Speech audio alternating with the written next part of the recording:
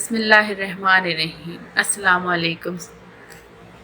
آج میں آپ لوگوں کو کتاب اللہ کے نافرمانوں کا عبرتناک انجام میں ایک موضوع سناؤں گی جس کا نام ہے ابو لہب کی دینی دشمنی۔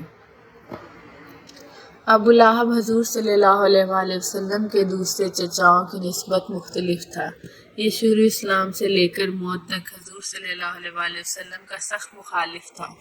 ابو لہب اور اس کے بیٹے عتبہ اور عتبہ رسول اللہ صلی اللہ علیہ وآلہ وسلم کے سخت دشمن تھے۔ رسول اللہ صلی اللہ علیہ وآلہ وسلم کی دو صاحبزادیاں رقیہ رضی اللہ عنہا اور کلثوم رضی اللہ عنہا ابو لہب کے دونوں بیٹوں کے نکاح میں تھی۔ ابو لہب نے اپنے بیٹوں کو ڈرا دھمکا کر طلاق دلوا دی۔